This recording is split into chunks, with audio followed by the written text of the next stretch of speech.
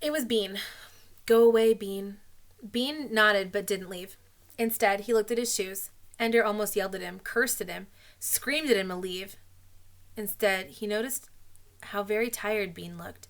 His whole body bent with weariness, his eyes dark from lack of sleep, and yet his skin was still soft and translucent, the skin of a child. The soft, curved cheek, the slender limbs of a little boy. He wasn't 8 years old yet. It didn't matter. He was brilliant and dedicated and good. He was a child. He was young. No, he isn't, thought Ender. Small, yes, but Bean has been through a battle with a whole army depending on him and on the soldiers that he led, and he performed splendidly. And they won. There's no youth in that. No childhood.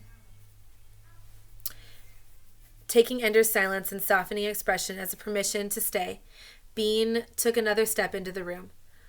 Only then did Ender see the small slip of paper in his hand. "You're transferred?" asked Ender. It was incredulous, but his voice came out sounding uninterested. "Dead." "To Rabbit Army." Ender nodded. "Of course. It was obvious if I can't be defeated with my army, they'll take my army away." "Con Carby's a good man," said Ender. "I hope he recognizes what you're worth." "Con Carby was graduated today. He got his notice while we were fighting our battle." "Well, who's commanding Rabbit then?" Bean held his hands out helplessly. "Me." Ender looked at the ceiling and nodded. "Of course. After all, you're only 4 years younger than the regular age." "It isn't funny. I don't know what's going on here. All the changes in the game and now this. I wasn't the one who transferred, you know. They graduated half the commanders and transferred a lot of your guys to command their armies." "Which guys?" "It looks like every toon leader and every assistant." "Of course. If they decide to wreck my army, they'll cut it to the ground. Whatever they're doing, they're through." "You'll still win, Ender. We all know that. Crazy Tommy said, 'You mean I'm supposed to figure out how to defeat Dragon Army? Everybody knows you're the best. They can't break you down no matter what they already have." "No, Ender, they can't." "I don't care about their game anymore, Bean. I'm not going to play it. No more practices. No more battles. They can put their little slips of paper on the floor all they want, but I won't go. I decided that before I went through the door today. That's why I had you go for the gate. I didn't think it would work, but I didn't care. I just wanted to go out in style." "You should have seen William B.'s face. He just stood there trying to figure out how he had lost when you only had 7 boys who could wiggle their toes and he only had 3 who couldn't." "Why should I want to see William B.'s face? Why should I want to beat anybody?" Ender pressed his palms against his eyes. "I hurt Bonzo really bad today, Bean. I really hurt him bad. He had it coming. I knocked him out standing up. It was like he was dead, standing there, and I kept hurting him." Bean said nothing. "I just wanted to make sure he never hurt me again." "He won't," said Bean. "They sent him home." "Already?" "The teachers didn't say much. They never do. The official notice says he was graduated, but where they put the assignment, tactical school, support, pre-command, navigation, that kind of thing, it just said Cartagena, Spain. That's his home." "I'm glad they graduated him."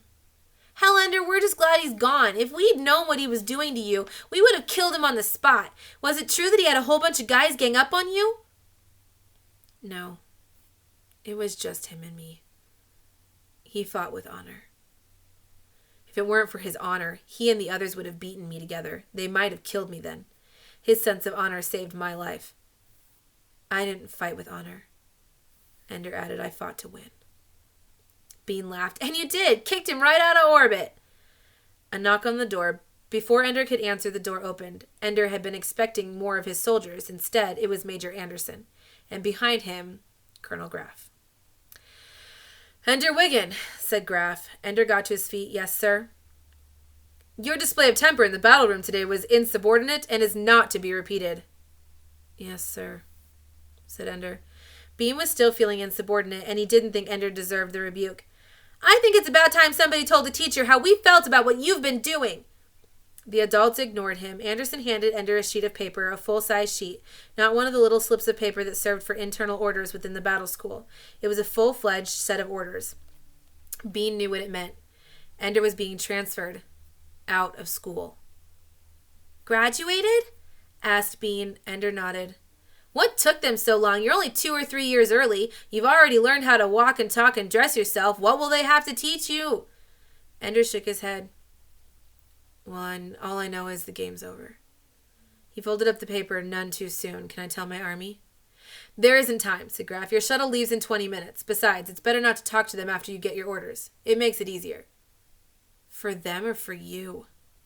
Ender asked. He didn't wait for an answer. He turned quickly to Bean, took his hand for a moment, and then headed for the door. Wait, said Bean. Where are you going? Tactical? Navigational? Support? Command school, Ender answered. Pre-command? Command, said Ender, and then he was out the door. Anderson followed him closely. Bean grabbed Colonel Graf by the sleeve. Nobody goes to command school until they're 16. Graf shook off Bean's hand and left, closing the door behind him. Bean stood alone in the room, trying to grasp what this might mean. Nobody went to command school without 3 years of pre-command in either tactical or support, but then nobody left battle school without at least 6 years, and Ender had only 4.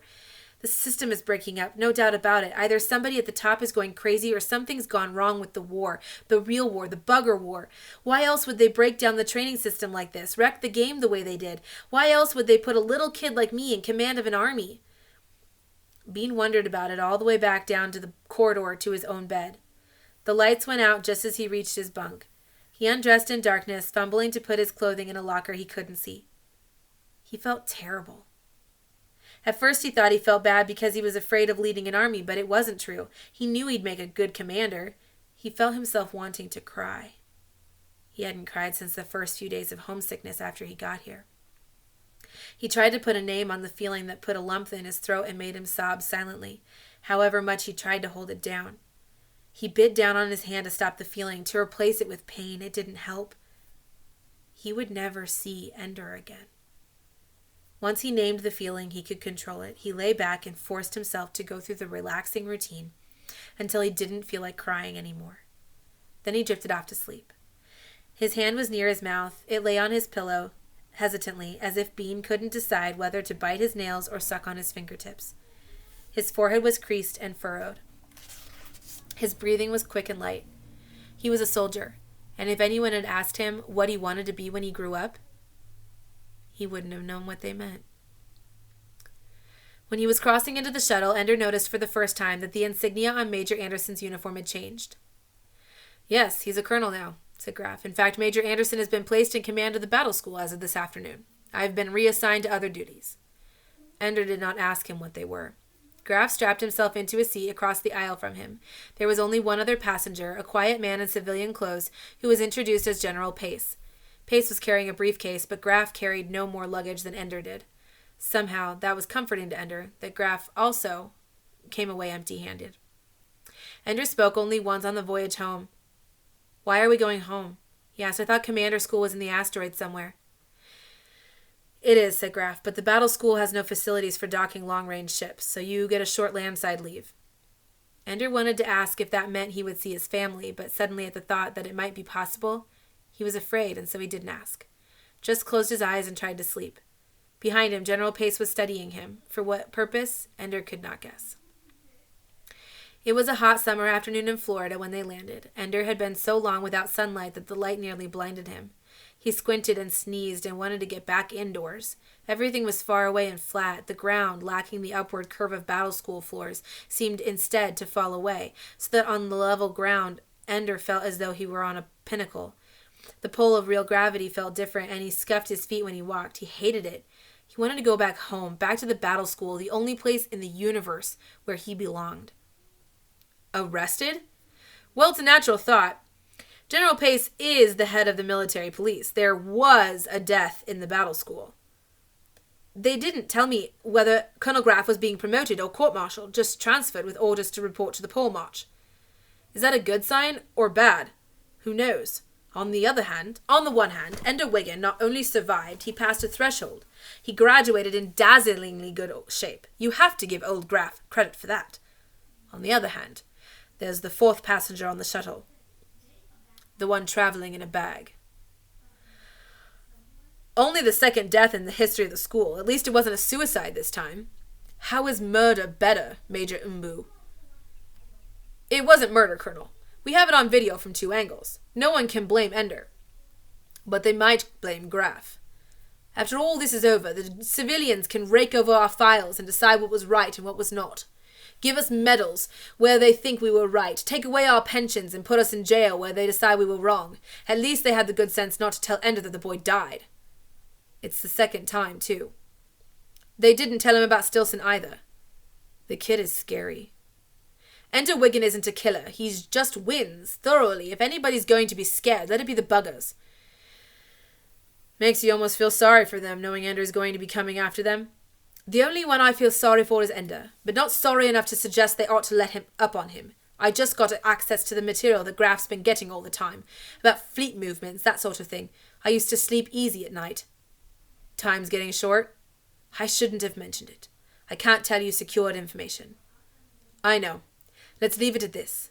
They didn't get him to command school a day too soon. And maybe a couple of years too late.